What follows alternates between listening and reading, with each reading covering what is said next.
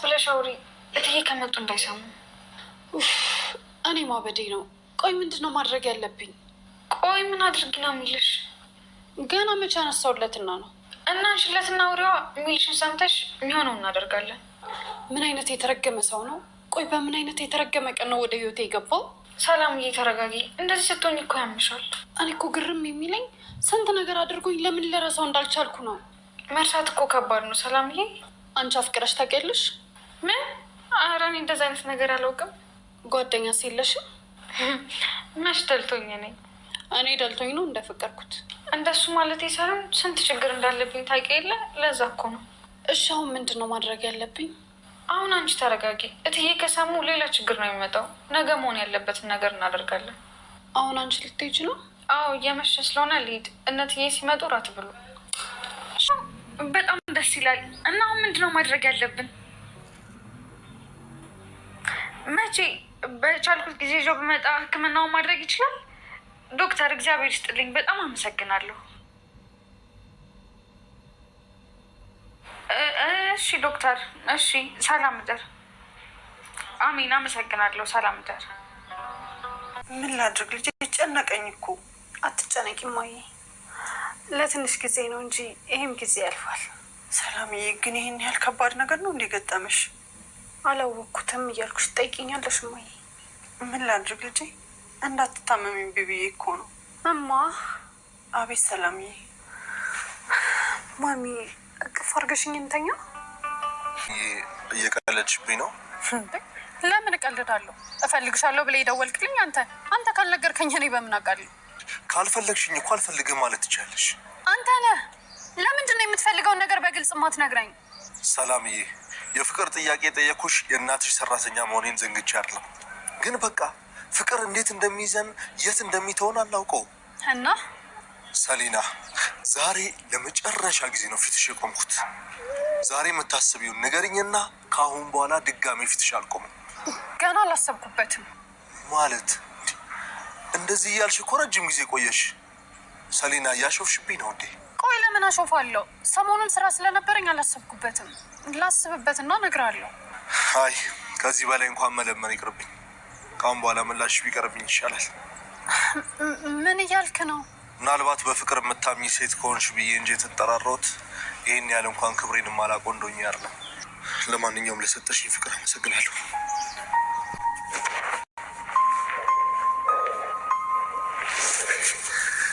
የምርሽን ነው ሰላምዬ? አዎ የምሬን ነው።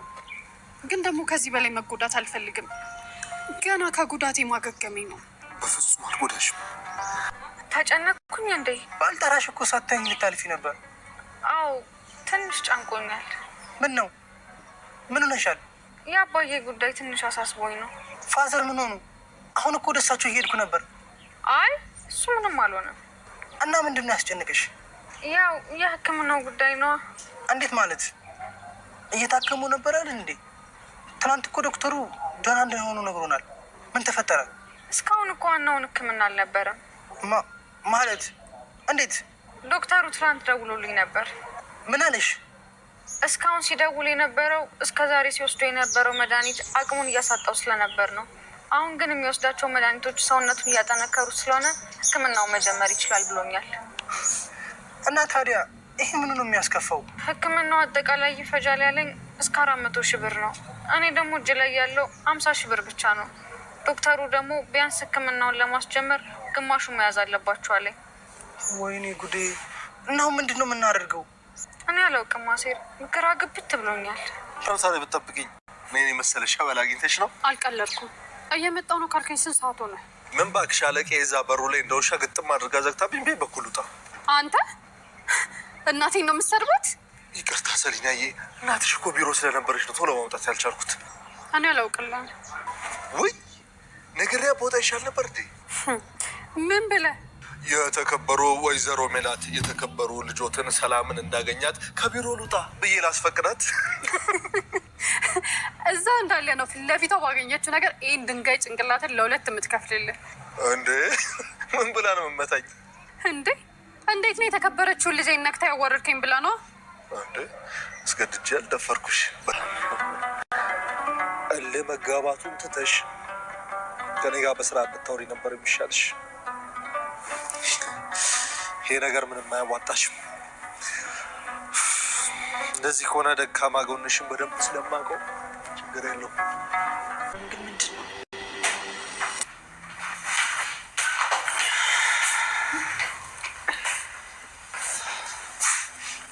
ሰላም ነኝ።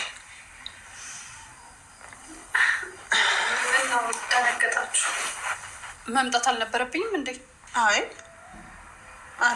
አረ ችግር የለውም እንኳን መጣሽ። እስኪ ምንድን ነበር እያወራችሁ የነበረው? ቀጥሉታ። አይ እናትሽ እኮ ተይ እንጂ ሀና። እትዬ ብነግራት እኮ ችግር የለውም ብዬ ነው።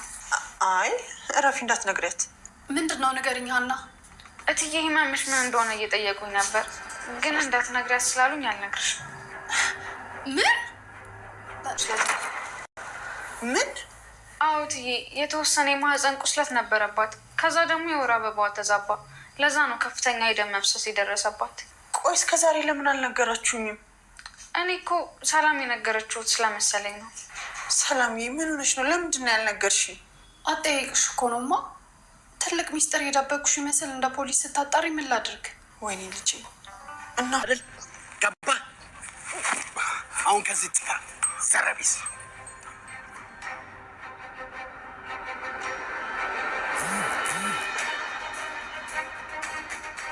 ጊዜ ጉዳይ ነው እንጂ እቅፌ ውስጥ አገኝሻለሁ። ሰላም፣ አንቺ አገሽኝም አላገሽኝም ሀናን የግሌ አደርጋታለሁ። አንተነህ ለመጀመሪያ ጊዜ ጥረህ ግረህ ብላ የሚለውን ትዕዛዝ የምታሟላ እንደ ሴት አገኘ። ሰላም ሰላም፣ ውድና የተከበራችሁ የኖላዊ ድራማ ተከታታዮች፣ ኖላዊ ድራማ ክፍል 21 በሚገርም ትዕይንት ተከስቷል። ሰላም እንግዲህ ከህመሟ አገግማ በሰላም ከቤተሰቦቿ ጋር መኖር ጀምራለች።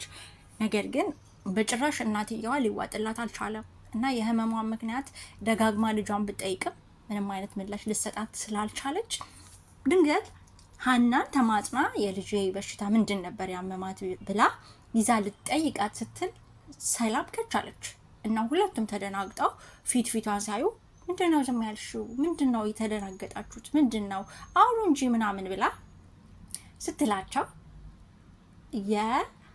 ያው እህቷ ናት እነሱ አያውቁም እንጂ ሀና እንግዲህ እንዴትም ብላ አደባብሳ ነገረቻት። በሽታዋ እኮ ይሄ ነው ሰላምን ያመማት ብላ ነገረች።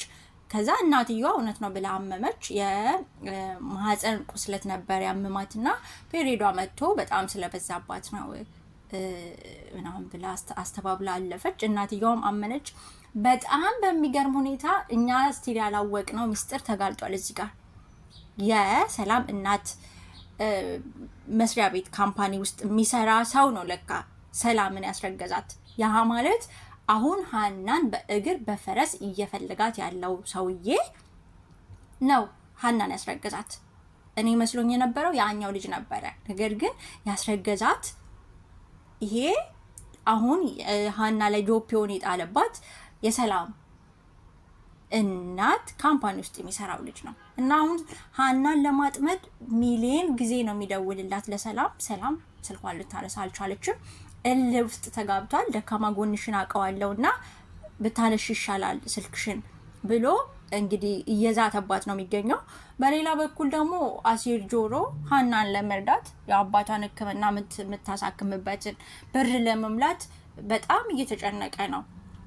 እኔ ትንሽ የፈራሁት ጭራሽ ብዙ ዛሌብነት ውስጥ ተመልሶ እንዳይገባ ነው የፈራሁትኝና አባትየው ከእናቱ የወሰደው በጣም ብዙ ንብረት እንዳለ ምናምን ስለሚያውቅ አባትየውን ርቦኛል፣ ያው የእንጀራ አባቱ ነው ቢሆንም ግን በቃ ቢያንስ ርቦኛል ብለህ እንኳን ብር የሚሰጥ ከሆነ ብሎ ከራሱ ጋር ተሟግቶ ቢጠይቀው አባትየው ግን ብር አይደለም ጭራሽ ያለፈበት እንዳያልፍ እያስጠነቀቀው ነው። አልተሳካለትም። ግን በጣም ተበሳሽቶ ሲጃራው ላይ ያጨሰ ነበረ፣ እየተወ ነበረ። ሱሳሱሱን ሌብነቱን ለሀና ብሎ እየተወ ነበረ። የሀና አባት ራሱ በጣም ስለሚወደው ስለሚንከባከበው ለእሳቸውም ብሎ እየተወ ነበረ። ግን አሁን በጣም አጣብቅኝ ውስጥ ገብቷል። ግዴታ ለሀና ስል መስዋዕትነት መክፈል አለብኝ ብሎ ከራሱ ጋር ሰጣ ገባ ውስጥ ገብቷል። በጣም አሳሳቢ ነው። በዚህ ከቀጠለ ግን ሌላ ስርቆት ውስጥ የተወውን ሌብነት እንዳይጀምር ነው የኔ ፍርሃት። በሌላ በኩል ደግሞ አሁን በጣም የሚያስፈራው እጅግ በጣም እኔ የፈራሁትኝ የሰላምን ሚስጥር ያ ያስረገዛት ሰውዬ ለእናትየው እንዳያወጣ ነው። ዞሮ ዞሮ እውነቱን ማወቁ አይቀርም፣ ግን ደግሞ በዚህ ሁናቴ ሰላም ስልክ ካላነሳች በጣም እያስፈራራ ነው። ያው ደካማ ጎንሽን አውቀዋለሁ እና ብታነሽ ይሻልሻል ብሎ እያስፈራራ ነበረ። ነገር ግን አሁን እሷን ፈልጎ ሳይሆን የሚደውለው ሀናን የሚያገኝበትን መስመር እንድታመቻችለት፣ አለበለዚያ ግን የተፈጠረው ነገር ሁሉ ለእናትየዋ እንደሚናገር ሊያስፈራራት ፈልጎ ነው ይሄን ሁሉ ነገር ያመጣው ማለት ነው። እኔ ትንሽ ፈራው። የፈራሁት ምንድነው አፍርጦ ለነገሩ ድፍረት አያገኝም። ልጅሽን እኔ ያስረግዣት ነው ያስወረደችው ብሎ መቼም ቢሆን ለእናትየው አይናገርም። ምክንያቱም እህልዋው ይዘጋላ እዛጋ ማለት ነው። ግን ነገሩ መደበቁ ጥሩ አይደለም። ዞሮ ዞሮ እናትየው ማወቁ አይቀርም። በሌላ በኩል ደግሞ ሀና ልጇ እንደሆነች መቼ ነው የምታውቀው? ትልቁ የኔ ጥያቄ ልጃቸው እንደሆነች መቼ ነው የሚታወቀው? ልብ አንጠልጣይ የሆነብን እኮ አሁን የተደበቀው ነገር ሀና የአሰሪዋ ልጅ ሰራተኛ ሆና የገባችው የገዛ እናቷ ቤት እንደሆነ አታውቅም። ያቺ እናትም ምንም እንኳን በስስት ያው የእናትነት እንትኑ ይሄ ደግሞ አንዳንዴ ፍንቅል ቢያደርግ እንኳን ልጇ እንደሆነች ሙሉ በሙሉ የምታውቀው ታሪክ የለም። ያ እውነት ቢወጣልን ባይነኝ እኔ በራሴ። ከዛ በዘለለ ግን በቃ ይሄ እውነት ለሰላም የሸፋፈነችው ሰላም የደበቀችው ነገር የተጋለጠ ዕለት ምን ሊፈጠር እንደሚችል እግዜር ይወቃው። በጣም ከባድ ነው የሚሆነው። ግን እስከዛ ድረስ ልባችን ጥልጥል እንዳለ ነው ያለው።